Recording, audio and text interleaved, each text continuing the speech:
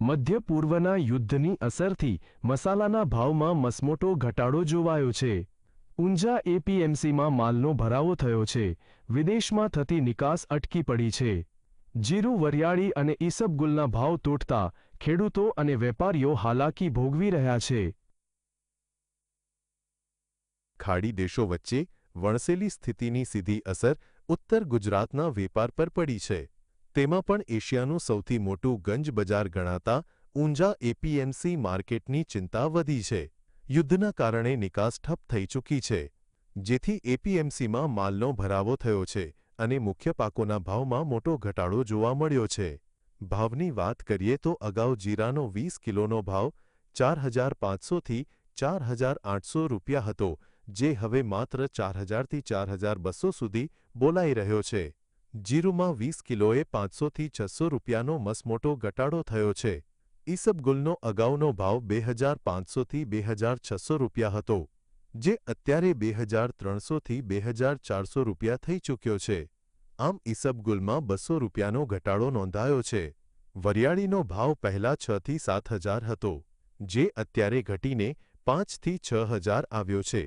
વરિયાળીમાં 20 કિલોએ 1,000 રૂપિયાનો ઘટાડો નોંધાયો છે। દરિયાઈ માર્ગે જતો હોય તો અત્યારે કોઈ રિસ્ક લેવા તૈયાર નથી। બધો માલ દુબઈ, ઈરાક વચ્ચે ખાડી યુદ્ધ થઈને જાય તો માલ કોઈ મોકલવા પણ તૈયાર નથી। ભાડા પણ જે કન્ટેનરનો હતો એ 4, 5, 6 ગણા, જેવો વિમાના પ્રીમિયમ વધી ગયો તો પડતર ઊંચું થઈ જાય। કોઈ માલ મંગાવવાની પણ રિસ્ક વધી જાય। માલ પહોંચવાનો તો પેમેન્ટ ના આવે તો રિસ્ક કેટલા દિવસ પેન્ડિંગ રહે શું ખબર પડે। તો યુદ્ધ જ મેઇન મહત્વનું। યુદ્ધ જો બંધ થઈ જાય તો આ ભાવથી મંદી છે જ નહીં। માલને વિદેશ મોકલવામાં થતા ખર્ચમાં ભારે ઉછાળો આવ્યો છે। દરિયાઈ માર્ગે જોખમ વધ્યું છે, જેથી કન્ટેનરના ભાડામાં 6 ગણો વધારો થયો છે।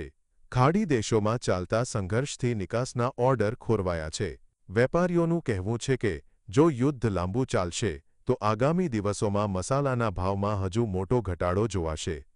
આ યુદ્ધની તો ભયંકર અસરો હતી। જે સિંગાપુર ક્વોલિટી અમે 4500 રૂપિયામાં વેચતા હતા એ આજે 4,020-25ના ભાવ થઈ ગયેલા છે। અને જે કાચા માલના જે વેપાર હતા તે 4400-4500ના જૂના માલના એ આજે 3900-4,000ના ભાવો છે। 20 કિલો 400 થી 500 રૂપિયાની ઘટાડો આવેલો છે। એટલે જ્યાં સુધી યુદ્ધ શાંત નહીં થાય ત્યાં સુધી વેપારમાં મજા નહીં આવે અને કોઈ રિસ્ક પણ કરવા તૈયાર નથી। એક તરફ ખેડૂતોને પૂરતા ભાવ નથી મળી રહ્યા તો બીજી તરફ ઘર આંગણે જ ભાવ તૂટી પડતા વેપારીઓ મુશ્કેલીમાં મુકાયા છે। સંકેત સિડાણા, GSTV, મહેસાણા।